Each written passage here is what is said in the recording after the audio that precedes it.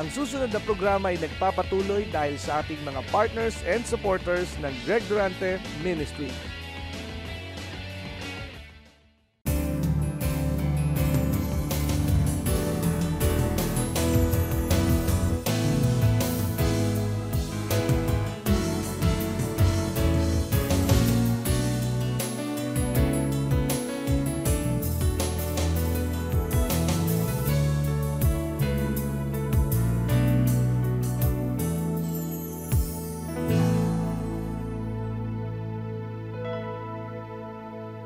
So, ito po, hindi kayo magugulat dito dahil simpleng-simple po ito, alam po ito ng Sunday School children.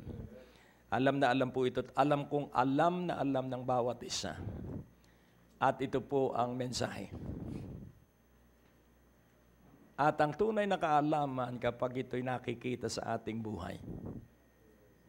So, yun pong tinatawag na unawa ay kapag ating isinasa buhay. Sa John 3:16, yan, John 3:16 lang pala. So, alam po nating lahat ito. Yung John 3:16 ay talagang mula pa nung magsimula tayong sumampalataya sa Panginoon, alam na natin ito. Kahit ikaw ay pikit. Palagay ko, ito'y sa ulado ng bawat isa. Sabay-sabay nga nating basahin, bagamat sa ulado na natin.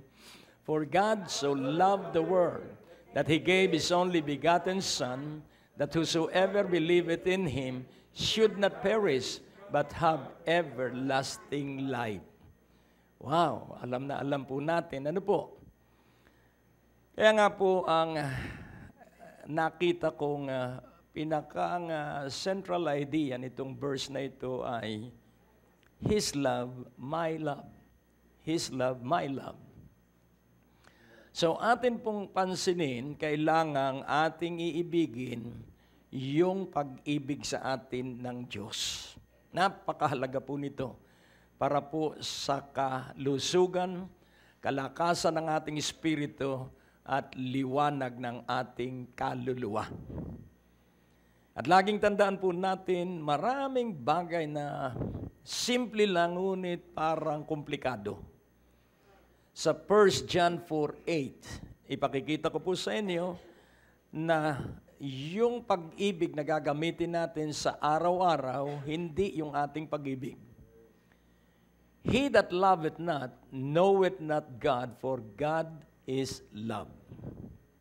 Kaya maliwanag po, na ang hindi umiibig ay hindi nakikilala ang Diyos sapagkat ang Diyos ay pag-ibig. Kung ating dadalhin sa verse 18, makikita po natin doon, there is no fear in love, but perfect love casteth out fear, because fear hath torment. He that feareth is not made perfect in love. Kaya makikita po natin dito the power of love of God. It has the power to perfect a person. Kaya sabi po dito, we shall be perfected and you shall understand that you are perfected dahil hindi ka natakot sa kamatayan. Yun yung pagtagumpayan natin yung takot sa kamatayan. Kahit ano pa po ang mangyari, wala ka ng katatakutan. Kaya nga po, ang sabi dito, perfect love casteth out fear. So yung perfect love po ay sa Diyos. Kaya pag ikay naniwala dun sa perfect love of God, ikaw po ay walang takot.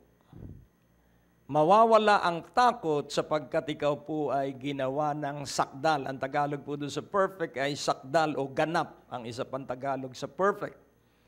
At ang nagbigay ng kaganapan sa atin ay ang pag-ibig. Kaya nais kong inyong maunawaang mabuti kung paano mo mauunawa na ikaw ay nabubuhay sa pag-ibig at kung paano ang pag-ibig ay ating maiisagawa. Ang isa sa pinakamahalagang ating maunawaan ay yung bagong utos ng Panginoon sa John 13:34. Gagamit po tayo ng napakaraming talata para masiguro po natin na ang ating buhay ay nandun po sa dakilang pag-ibig ng Diyos dahil ang atin pong buhay kailangang nasa pag-ibig ng Diyos. Walang makapaghihiwalay sa atin sa pag-ibig ng Diyos. A new commandment I give unto you, that you love one another as I have loved you, that you also love one another.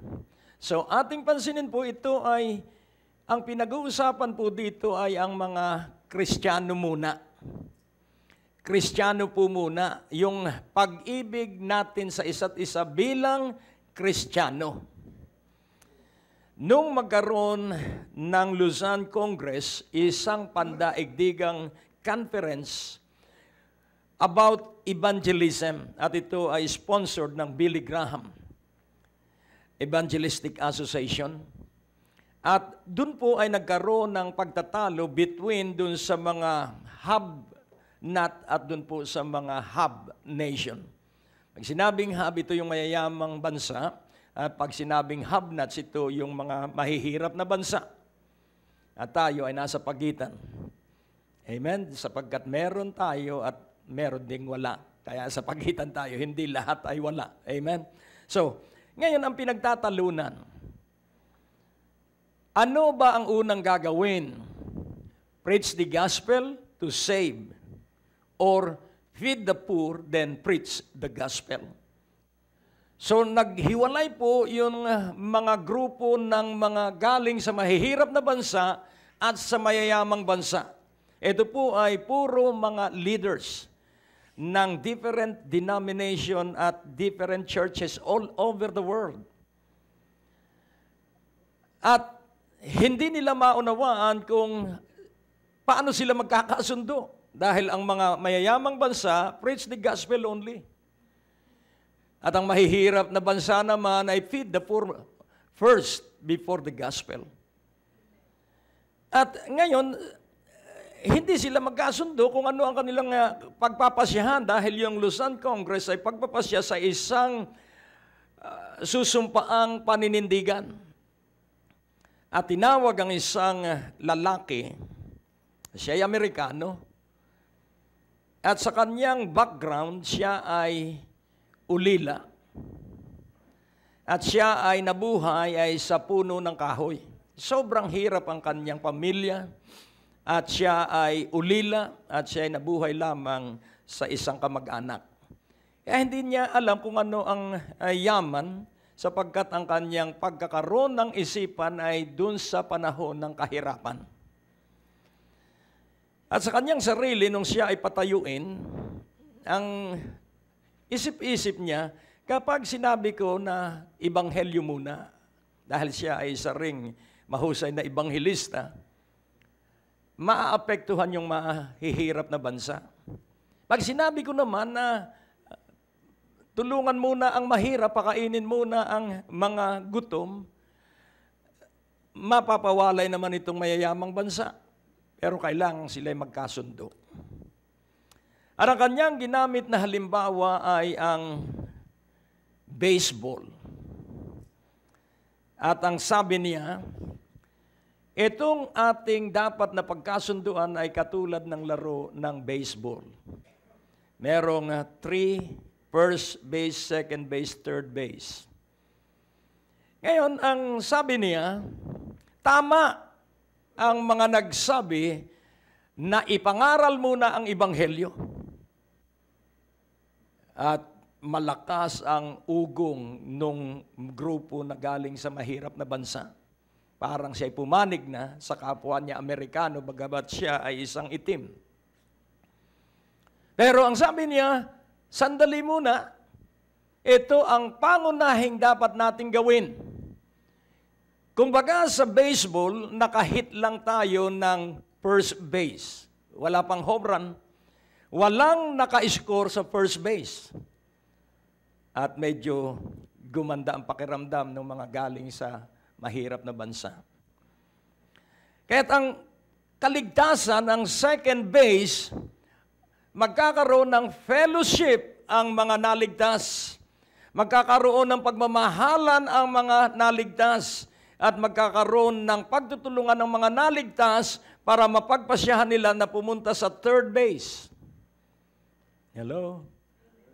At ang sabi niya, ang third base ay yung mga mahihirap na kailangan ng tulong ng mga born again at ng mga tunay na Kristiyano. At nagpalakpakan ang buong conference. Sapagkat tama na dapat pakainin muna ang mahihirap at tulungan. At tama rin na unahin ang Ebanghelyo at kailangang ito ay gawin sang-ayon sa proseso. Ipangaral muna ang Ebanghelyo sapagkat sabi niya, nung ako'y gutom at ako ay halos walang makain at hirap na ligtas ako. Hindi dahil ako'y pinakain. Naligtas ako at saka ako inaruga nung mga kapatiran. Kaya nais kong inyong maunawaan, His love must be our love. Ang pag-ibig ng Diyos ang dapat nating pag-ibig. Ang Kapaskuhan po ay hindi ibig sabihin ay kaarawan lamang ng Panginoong Hesukristo. Kailangan makita po natin ang pinakatampok na diwa ng kapanganakan ng Panginoong Hesukristo. At kung atin pong sisiyasatin ang napakahalagang bagay, ibalik po natin doon sa John 3:16 na alam ng bawat isa sa atin, ngunit ito ang inspirasyon ng banal na Espiritu na aking ibahagi sa inyo. So dito po'y makikita natin ang object ng pag-ibig ng Diyos. At ito ay matatawag ko rin na burden of the Lord. Ito ay malapit na pasanin sa kanyang puso. Pansinin po natin, tayo ay may mga pasanin. Kung tayo ay pamilyadong tao, ang pasanin natin ay ang ating pamilya. At kung meron tayong nakikitang kamag-anak na mahirap, tayo po ay naghahangad na tayo ay makatulong doon sa mahirap nating kamag-anak. Ang pag-ibig po ay laging merong dinadala na pasanin para ito ay ihatid bilang pagpapakita ng pag-ibig at pagmamahal. For God so loved the world. So, sino po ang pasanin ng Diyos? The world. Amen? Kaya nga po, His love, my love. Nang ibig sabihin, kung pasanin ng Diyos ang sanlibutan, pasanin ko rin ang sanlibutan. Ating unawain, what is the world? Ano ba ang sanlibutan? Hindi po ito yung cosmos, hindi po ito yung natural na lupa. Ito pong world is a system of life that opposes what was prescribed by God in His Word. So ito pong uri ng pamumuhay na ito na salungat doon sa itinakda ng Diyos na uri ng pamumuhay na dapat na ginagawa ng tao sa ibabaw ng lupa. Kaya nga po makikita natin, katulad po nung sa Connecticut, ano ang nangyari? Bright boy po yun. Si Adam Lanza. At siya ay ang unang binaril niya at ang ginamit na baril ay yung baril ng kanyang nanay. Tapos pinagbabaril pa niya yung kanyang mga kasamahan sa school. 24 yung kanyang napatay. 2 days ago yata nangyari yon. And then 5 pang adult. At siya yung panlima. So 30 lahat ang pinatay niya pati sarili niya. Bakit? Baffled yung mga psychologists, yung mga investigador, hindi nila unawa kung bakit nangyari yun sa isang napakabait na bata. Napakabait po ng bata, sang-ayon sa mga kaeskwela, kaibigan. Pero bakit nangyari yun? Kaya ang nakikita ko, marahil walang nagmahal sa kanya ng tunay na pagmamahal. At ang tunay na pagmamahal ay nagbibigay ka ng oras, nagbibigay ka ng panahon. Hindi po basta pera. Nangyari ang isang kasaysayan tungkol sa isang hit na awitin sa Amerika. At ganito yung laman ng awitin. Arang sabi nung anak, Daddy, samahan mo naman ako sa PTA. Dahil may PTA din sa Amerika, Parent Teachers Association. Arang sabi ng kanyang daddy, anak, sorry, busy ang daddy mo. Ito na may para din sa iyo. Salamat po, Daddy. Para naman pala sa akin yan. At nakapagtapos ng elementary, ang anak, Daddy, graduation ko po. Pwede po bang dumalo ka sa graduation ko? Anak, gustong gusto ko. So binigyan na lang niya ng mamahaling electronic gadget. Anak, basta sabihin mo lang sa akin kung anong gusto mo. Alam mo, busy si Daddy. Ito naman ay para sa iyo rin. At ang sabi ng anak, dahil grade 6 na, yung 5th grade, 7th grade ba sa kanila, sabi niya, nako, paglaki ko, tutularan ko ang aking daddy. Gusto kong maging katulad ng aking daddy. So yun pong influence ay nagsisimula ay sa loob ng pamilya. Nag-graduate siya ng high school at ganun din. Ang ginawa ng daddy, binigyan na lang ng kotse. At ang sabi niya, salamat kahit wala sa graduation ng aking daddy. Mahal na mahal niya ako. Paglaki ko, gusto kong maging katulad ng aking daddy. Sa kasal lang niya dumalo. At natapos po ang awitin sa ganito. Yung daddy ay hindi na nagninegosyo dahil na-establish na niya ang buhay at ang anak na niya ang nangangasiwa. Arang sabi niya, anak, pwede bang pasyalan mo si Daddy? Sorry, Daddy, ito'y para sa iyo rin. So, pansinin po natin, aanihin ng sino man ang kanyang ginawa. Amen? Sorry po, Daddy, gusto ko, pero wag ka pong mag-alala, padadala na lang kita ng regalo. At ang sabi ng daddy, katulad na katulad ko ang aking anak. Kaya nga po, kailangan po na meron kang pagpapakita ng gawa. Kung talagang umiibig tayo, ipakita natin sa gawa. For God so loved the world that He gave His only begotten Son. Pansinin po natin, yung burden ng Diyos, yung pag-ibig niya ay may kabigatan at may pasanin.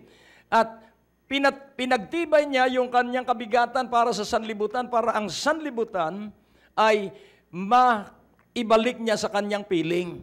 He gave His only begotten Son. Hindi po yung second rate, hindi po yung second class, hindi po yung hindi lubhang mahalaga ang ibinigay niya. Ang kanyang ibinigay ay yung kaisa-isa at natatangit bugtong niyang anak. So this is attesting to the sincerity of the love of the Father to the world.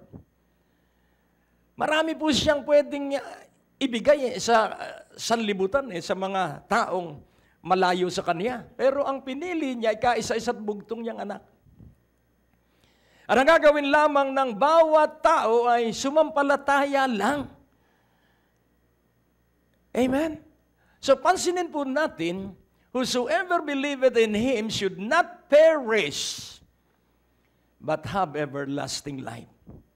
Ang sino mang sasampalataya, yun pong word na believe ay hindi yung pangkaraniwang word na believe o believe. Yun pong word na believe is to cleave. Dumikit ng hustong pagkakapit. Yun po yung believe. Na hindi mo hahayaan na mawalay sa iyo ang Diyos na iyong iniibig.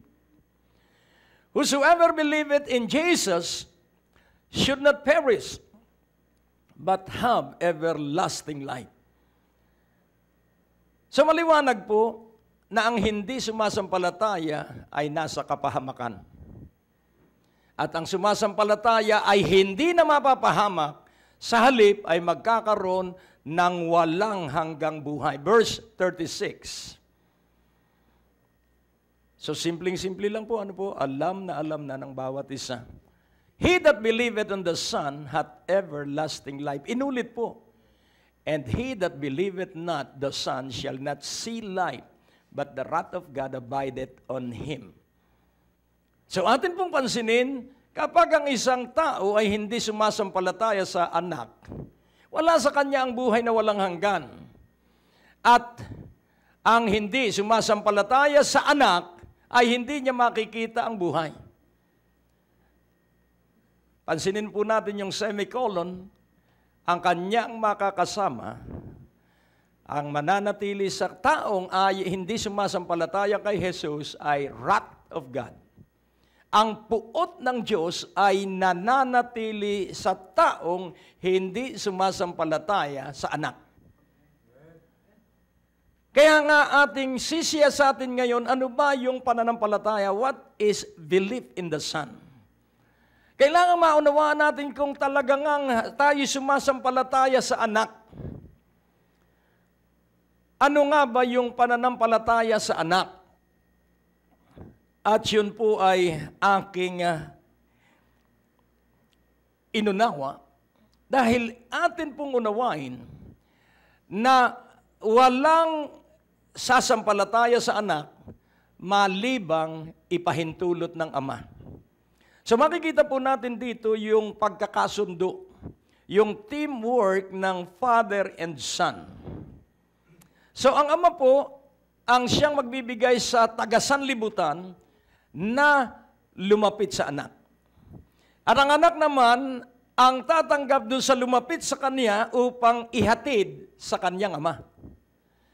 Kaya kailangan po na ito ay maging paniniwala ng isang taga-sanlibutan na tinanggap niya si Jesucristong kanyang sariling tagapagligtas at Panginoon. Kaya nga ating unawain, yun pong perish, ang ibig sabihin ay hindi na mapapahamak o hindi na mahihiwalay sa Diyos.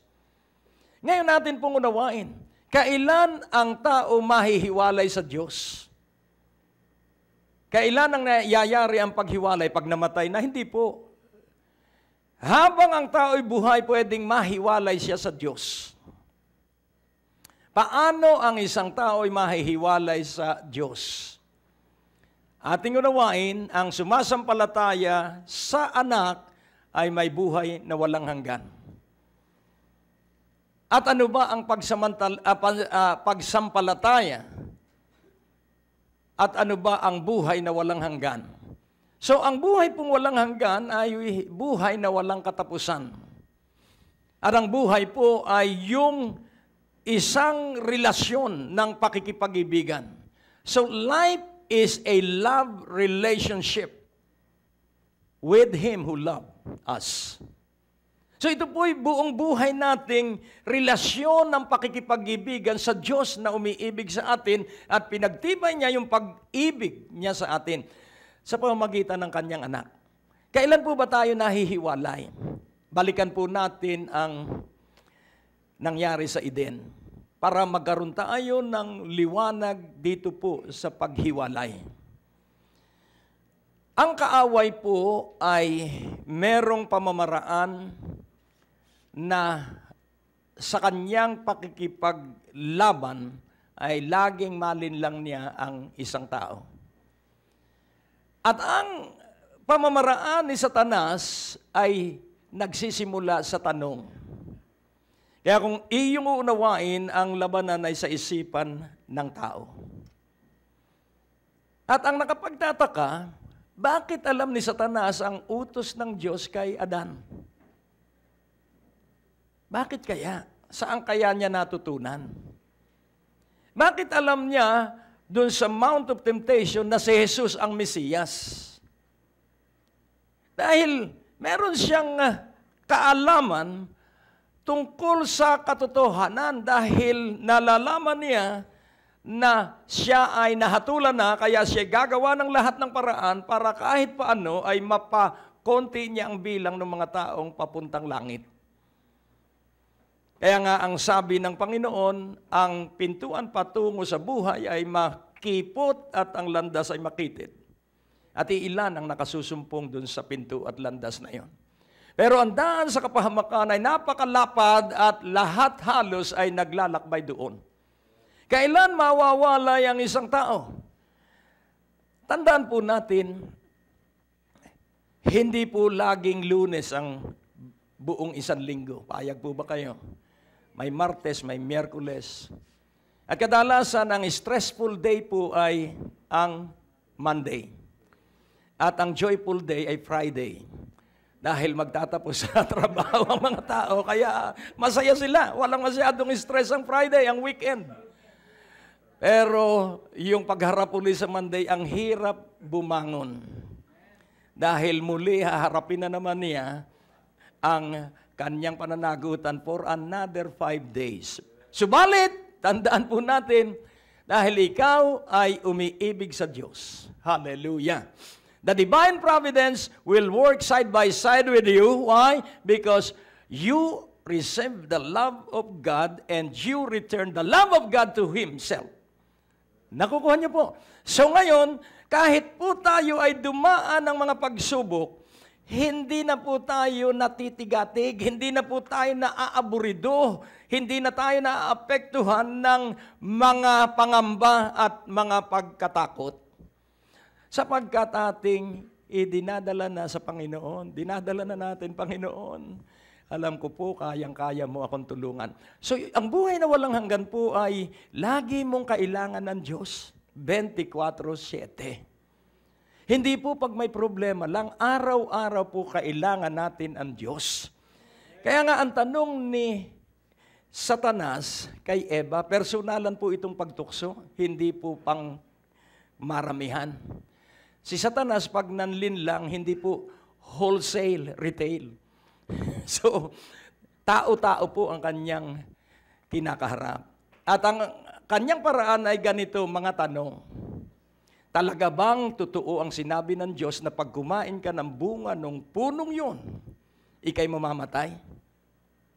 Yun ang sabi ng Diyos, sabi ni Eva. Ang sabi niya, subukan mong kumain. Hindi ka mamamatay, magiging ka lang katulad ng Diyos. Hello? At ang sabi, pansinin po natin, Satan desire to have an entrance to our mind.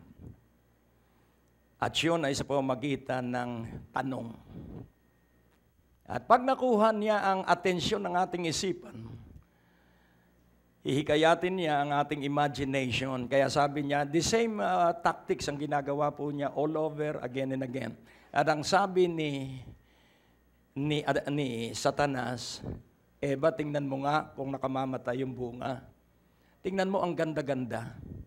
So ano ang ginagamit naman taktika ni Satanas? Imagination. Ang natapos na palatuntunan ay nagpapatuloy dahil sa inyong mga pinansyal na kaloob na ibinibigay sa Greg Durante Ministries. Tapos na naman po ang ating palatuntunan at nais po naming makarinig mula sa inyo. Maaari po kayong sumulat sa PO Box 4135 Manila o mag-text sa mga numero na nakikita nyo sa ating screen o tumawag sa mga telepono na inyo pong nakikita din sa ating mga screen at handa po kaming makarinig mula sa inyo ng patotoo ng pagpapalat, biyaya at tagumpay. At kung kayo po ay napagpala sa palatuntunang ito, maaari nyo pong ipadala ang inyong mga kaloob sa iba't ibang sangay ng Bangko de Oro sa buong Pilipinas at maihatid ang mabuting balita sa lahat ng panig ng bansang Pilipinas. At kung kayo po ay wala pang dinadaluhang panlingguhang gawain, inaanyayahan po namin kayo sa 2nd floor, Medicare Building, Ortigas Avenue, Green Hills, San Juan, alas 9:30 ng umaga at alas 4:30 ng hapon. Lahat po ay welcome sa gawain ito. At tuwing araw ng Biyernes, meron po tayong Night of Revival sa ganap na alas 6 ng gabi. Dito rin po sa Green Hills, San Juan. Magsama-sama tayo sa palatuntunang ito sa ganito rin pong oras at patuloy ninyong maranasan ang biyaya at kasapatan ng ating Panginoon, and it's always a great day to live.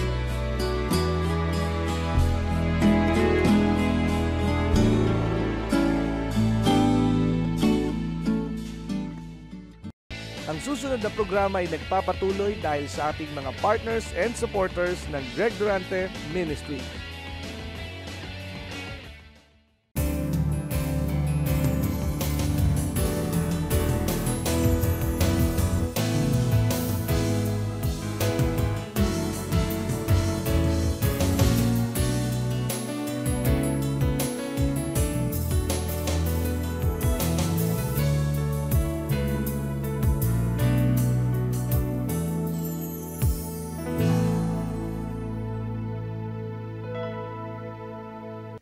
Tingnan mo, kapag ikaw ay kumain nun, magiging kang katulad ng Diyos. Hindi ka mamamatay, magiging kang katulad ng Diyos.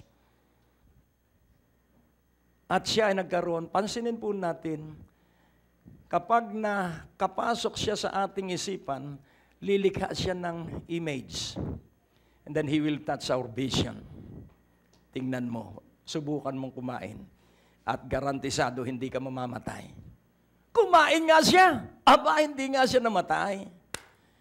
Dahil hindi kamatayang pisikal ang magiging kahatulan doon sa pagsuway, kundi kamatayang espiritual, at ang espiritual na kamatayan ay pagkahiwalay sa Diyos. Nung hindi pa sila kumain nung bunga ng puno, mukha sa mukha nakikipag-usap ang Diyos araw-araw. Napakaganda ng relasyon, Adan. O, kumusta ka na, Adan? Personal ang pakikipag-usap ng Diyos. Subalit nung sila'y sumuway, sila po ay itinakwil. Sila ay nagkaroon na ng kalikasan na para ng Diyos. At sila ay naparusahan dahil doon sa iisang pagsuway. Tingnan naman po natin sa Mount of Temptation, sa Matthew 4 at sa Luke chapter 4. At muli, yung taktikan ni Satanas ay kanyang ginawa. Pero ang Panginoong Hesukristo ay puspos ng banal na Espiritu. At nung siya puspos ng Espiritu, saka siya dinala ng Espiritu sa Mount of Temptation. At kung papansinin natin, yung pamamaraan ni Satanas, muli ang battlefield po ay sa isipan.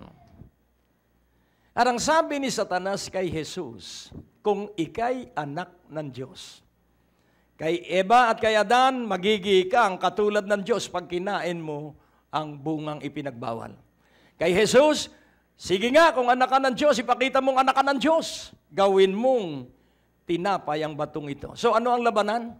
Na si Jesucristo ay mahulog sa kanyang tukso dahil siya gutom na gutom noon. Pero ano sabi ng Panginoon? Nasusulat, hindi nabubuhay ang tao sa tinapay lamang, kundi sa bawat salita ng Diyos. So ano po ang ibig sabihin? Susundin ko ang Diyos at ang kanyang salita ay gagawin ko. So hindi po siya nahulog sa tukso. At ang kasunod ay hinamon niya ang Panginoong Jesus. Magpatihulog ka. Kung talagang anak ka ng Diyos, magpatihulog ka. At kung talagang anak ka ng Diyos, hindi maaano ang paa mo. Sasahurin ka ng mga anghel. Nasa Psalms 91 po yun. Pero ano ang sabi ng Panginoong Jesus? Satan, it is written, do not tempt the Lord thy God. Ibig sabihin, huwag mong subukan ang Diyos. O sige nga, sabi nga ng salita ng Diyos, pag ako'y nahulog sa bangin, nahulog, aksidente, hindi tumalon sa bangin. Pinatatalon siya . Kaya nga po, kung atin pong uunawain, sa atin pong pamumuhay, kung sakali man na tayo ay mabigo, kung sakali man tayo malugi, ang kapangyarihan po ng Diyos ay kasama natin. Hindi naman tayo nagnegosyo para malugi, nalugi lang na hindi natin maunawa. Pero laging tandaan mo, kapag nagbalik loob tayo sa Diyos, higit pa doon sa nawala ang ibabalik ng Diyos dahil laging doble ang ibinabalik ng Diyos sa mga nagpapakumbaba na bumabalik uli sa Diyos. Grabe po yung pag-ibig ng Diyos, wala pong sukat yun. At lagi po yung mabiyaya, at lagi po yung nagbibigay ng pag-asa. Kaya nga ating unawain na ang Panginoon ay kaya nagtagumpay, ang laging ginagamit niya ay salita ng Diyos. It is written. Kaya kailangan itong manual natin ay ating binabasa. Hindi mo mauunawaan kaagad yan. Ito ay magkakaroon lang ng unawa kapag isinasabuhay na natin. Hindi naman natin ito maiisabuhay ng lahat. Dahil ito ay akto-akto. Aktual po ang pagsasabuhay at hindi mo ito at hindi ko rin ito maiisabuhay ng sabay-sabay. Kaya kailangan po na tayo ay magbasa lang ng magbasa at sa iyong pag-iisa, sa iyong kalungkutan, sa iyong mga pagsubok, ipapaalaala ng Diyos yung rema promise na nasa salita ng Diyos. At kapag iyong ito ay inakap at isinabuhay, laging tandaan mo, All the promises of God in Jesus are all yes and amen. Mangyayari po ang pangako ng Diyos. At yun po muli ay personal nating matutuklasan. Mararanasan mong siya nga ang dakilang manggagamot. Matutuklasan mo that He is not only the greatest physician but also the greatest healer. And He has the balm of Gilead para ang mata ng isang nanlalabo ang mata ay gumaling. At laging tandaan po natin na kay Hesus Kristo lamang magmumula ang lahat ng ating saklolo at tulong.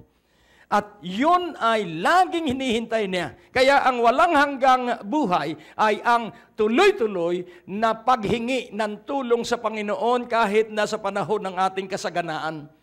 Ano ang hihingi nating tulong sa panahon ng ating kasaganaan? Panginoon, huwag pumasok ito sa aking isipan at ako'y magmalaki. Kaya nga napakahalaga po na kailangan tayo sa ating ikapagdidiwang dahil sa ating mga tagumpay, lalo tayong magpakumbaba. Lalo tayong magiging matibay at matatag.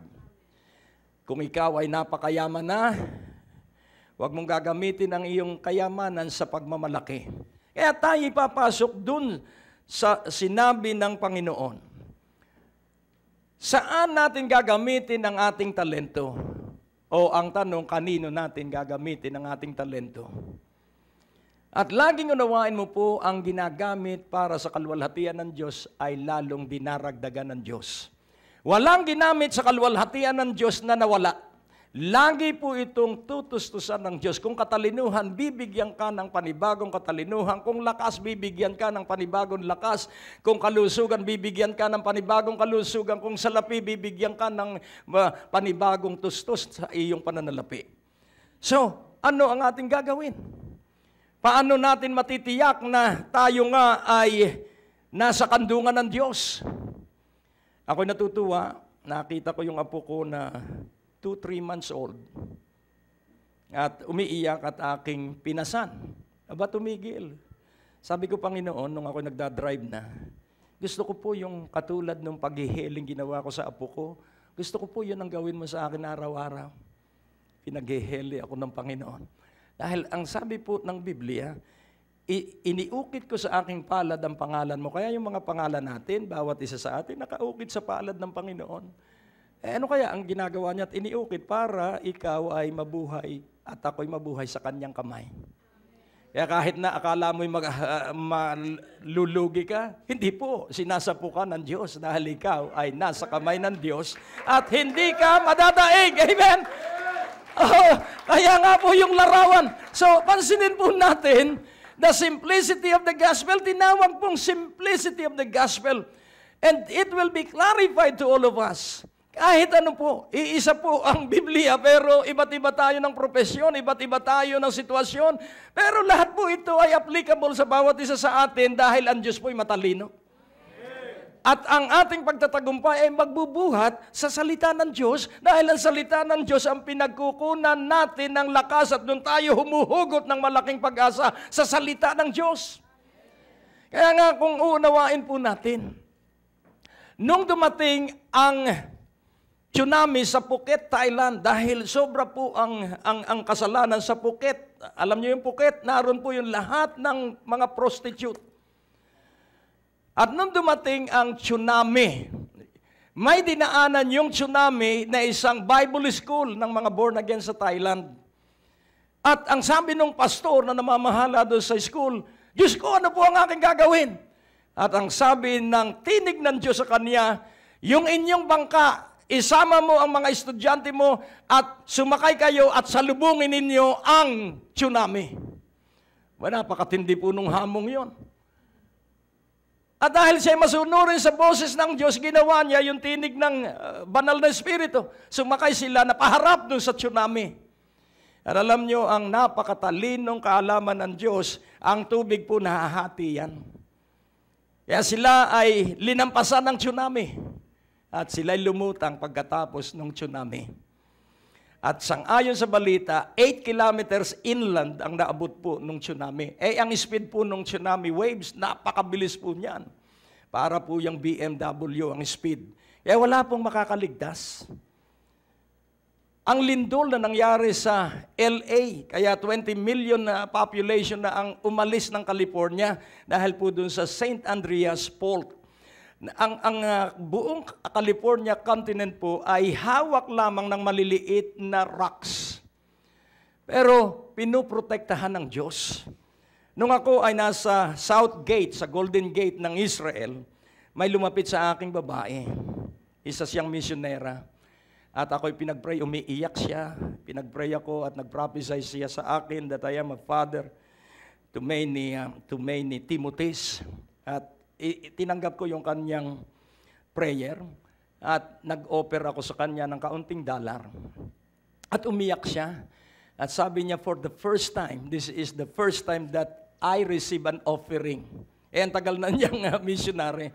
At ang sabi ko sa kanya, dahil nakita ko yung kainaman ng kanyang espiritu, can I have your calling card? At ang sabi niya sa akin, no, I don't have any permanent address.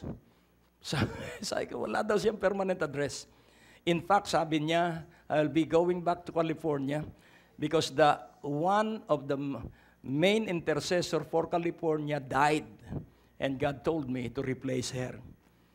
Napakatindi po. Kaya yun po ang California continent, any moment po sa isang malaking lindol, lulubog po yung entire California continent. Kung kailan ang Diyos lamang ang may alam. Ngayon, ano po ang ibig kong sabihin? Ang ibig kong sabihin, tayo po'y magpatuloy sa Panginoon. At paano nga ang pagpapatuloy sa Panginoon? Ikaw at ako ay matalino. Ikaw at ako ay pinagpala ng Diyos. Kahit paano, tayo po ay kumakain ng 5 ulit maghapon, pag minsan ay 8 pa. Tanungin mo ang iyong katabi, kita naman sa katawan. So makikita natin na hindi lamang 3 square meal ang ating pagkain, di po ba? Ako pag minsan ay may merienda pa. Kaya nga, makikita po natin, tingnan ninyo ang katawan ko, talaga makikita po natin na tayo po ay binigyan ng Diyos ng panlasa na maganda. At atin pong unawain, ito po ay pagpapala. Ngayon natin po ding unawain na yung ating katayuang pinagpala ay hindi po para sa atin.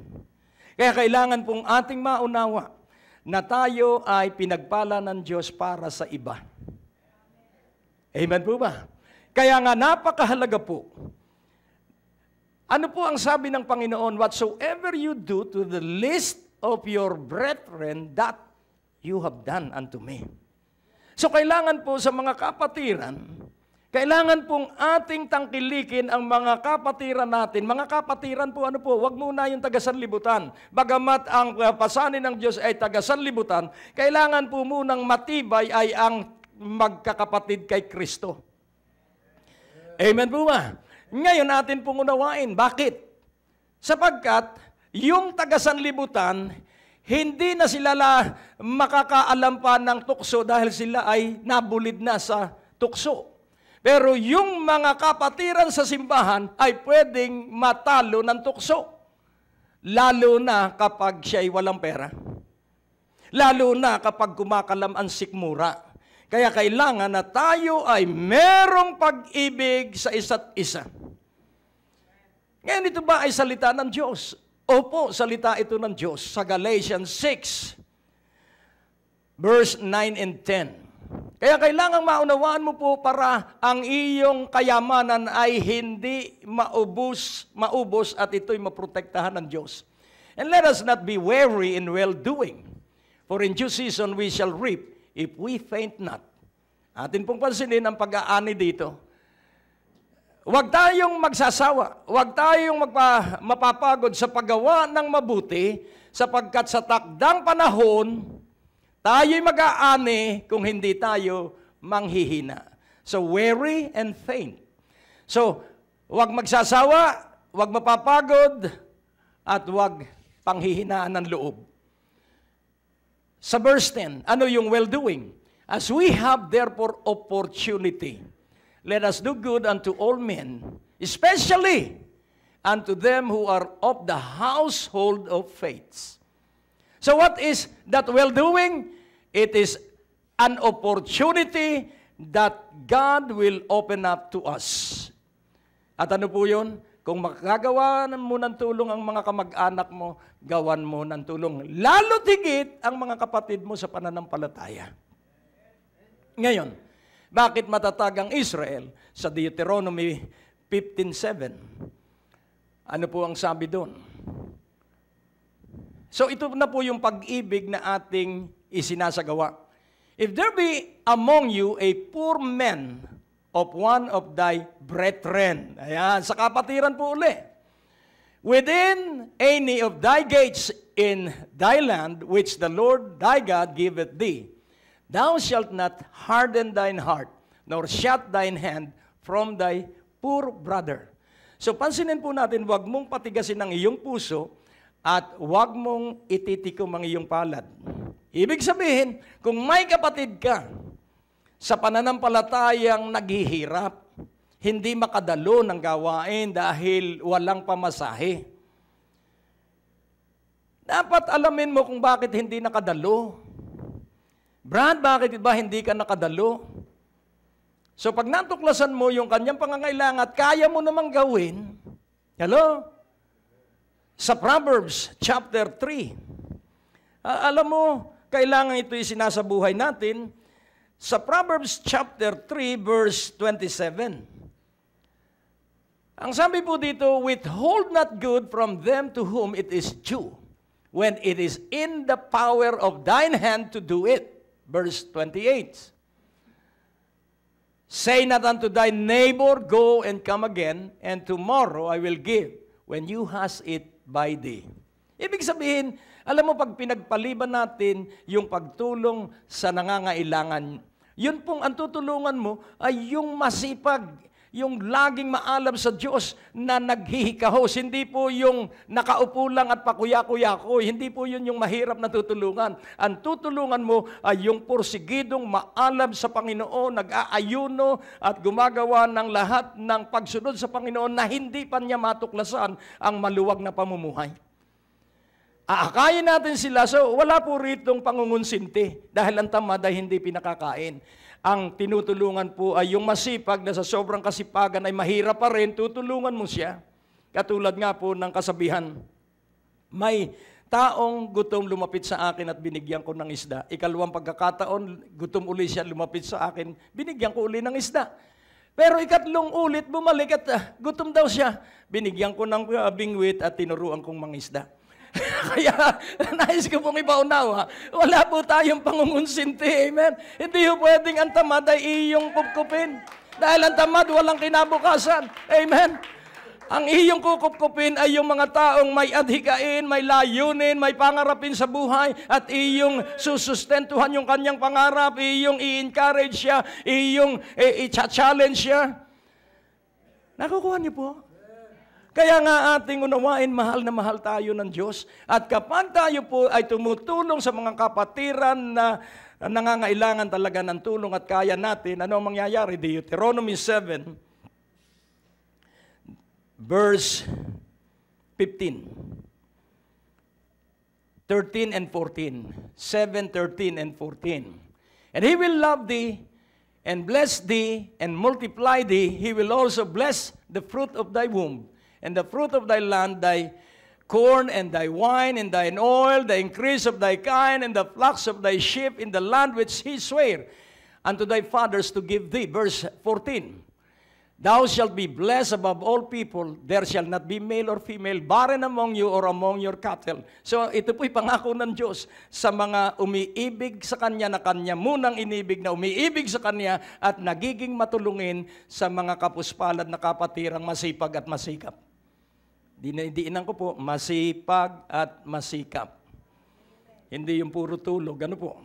So ngayon, iiwan ko po ang ilan pang talata sa Proverbs 19:17, 22:9, 28:27 at 41:1 ng Psalms. Isa-isahin po natin sapagkat itong pagtulong sa mga kapatiran na masipag at matyaga pero naghihirap pa rin. At ang sabi po dito sa Proverbs 19:17, kapag tinulungan mo ang masipag at matyagang kapatiran na hindi pa nagtatagumpay sa ngayon, He that hath pity upon the poor lendeth unto the Lord, and that which he hath given will he pay him again. Sino raw ang magbabayad kapag hindi nakabayad yung mahirap na kapatiran tinulungan mo? Ang Diyos. Pag nagbayad ang Diyos, patong-patong na interes. Amen po ba? And then sa 22:9 ng Proverbs, at ang sabi po dito, he that hath a bountiful eye shall be blessed, for he giveth of his bread to the poor.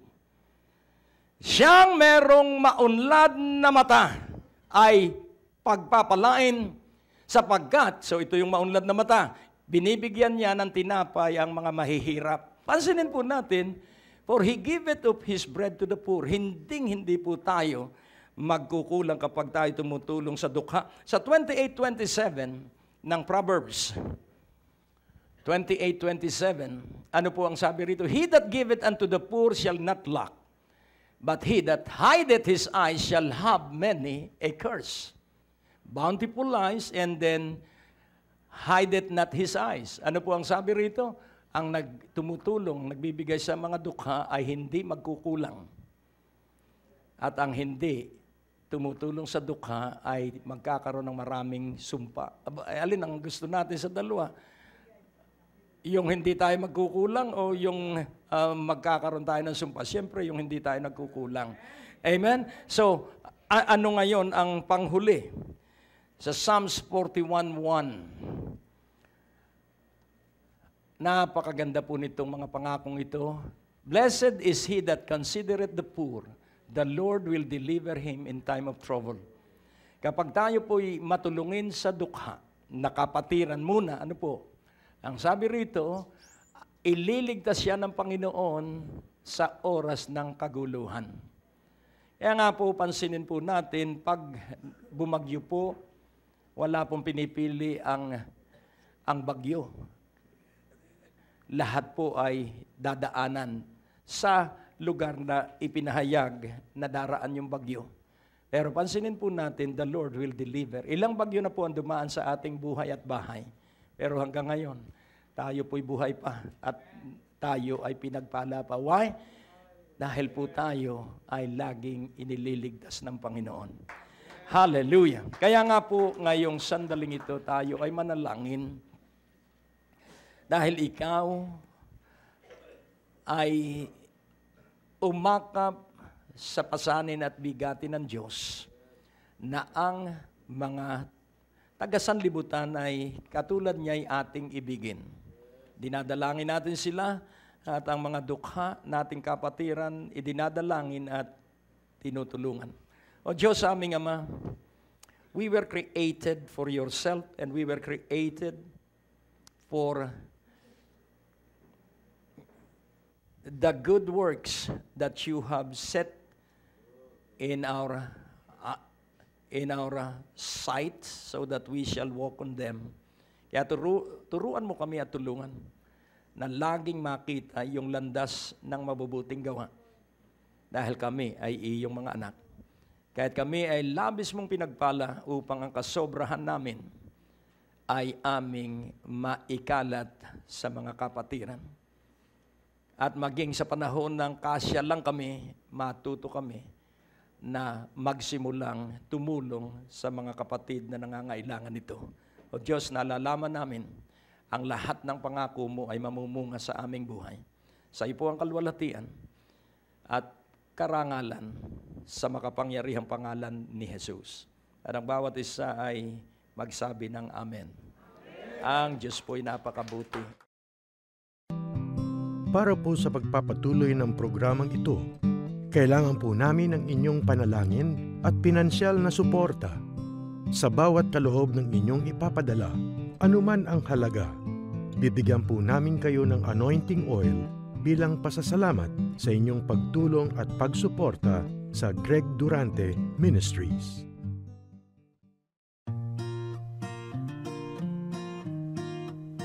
May mga na-miss ka bang broadcast ni Pastor Greg? Huwag malungkot, maaari mo na itong balikan sa pamamagitan ng pag-log on sa www.gregdurante.com. Doon sa ating website, i-click lamang ang mga video preachings na nais mong mapakinggan, English o Tagalog o anumang mga title na nais mong panoorin at 24 hours, 7 days a week, mapapakinggan at mapapanood mo si Pastor Greg. Naniniwala kami na sa pakikinig ng salita ng Diyos, nandoon ang paglago at pagunlad ng inyong mga buhay at mararanasan ninyo ang biyaya ng ating Panginoon.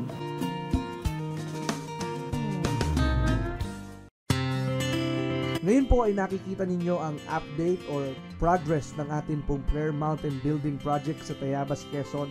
Napakalaki pa po ng ating pong kailangang halaga para matapos o makumpleto ang proyektong ito. At ang ating paniniwala sa Diyos ay walang imposible. Kaya kailangan po namin ng inyong panalangin at dagliang pagsuporta sa proyektong ito. Ano man ang halaga, magkano man ito, ang mahalaga tayo nagkakaisa na ito ay gawain ng Diyos at layunin ng Panginoon na maitaguyod ang 2,000 mananalangin na dadako sa lugar na ito at lahat ng inyong mga prayer requests at kahilingan ay tutugunin at sasagutin ng ating Panginoon. Kaya halika na, makipag-participate, makipag-coordinate, nakikita niyo po ang mga detalye kung paano ninyo maipapadala ang inyong mga kaloob. Sa ngayon, maraming salamat sa pagtugon ninyo sa hamong ito. Pagpalain kayo ng ating Panginoon. Ang natapos na palatuntunan ay nagpapatuloy dahil sa inyong mga pinansyal na kaloob na ibinibigay sa Greg Durante Ministry. Tapos na naman po ang ating palatuntunan at nais po naming makarinig mula sa inyo. Maaari po kayo sumulat sa PO Box 4135 Manila o mag-text sa mga numero na nakikita nyo sa ating screen o tumawag sa mga telepono na inyo pong nakikita din sa ating mga screen at handa po kaming makarinig mula sa inyo ng patotoo ng pagpapala at biyaya at tagumpay.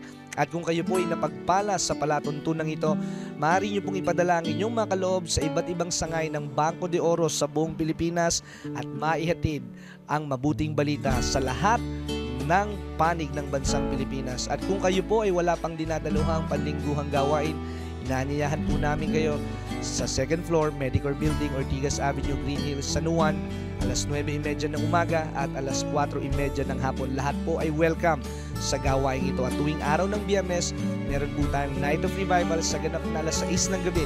Dito rin po sa Green Hills, San Juan. Magsama-sama tayo sa palatuntunang ito sa ganito rin pong oras at patuloy ninyong maranasan ang biyaya at kasapatan ng ating Panginoon, and it's always a great day to live.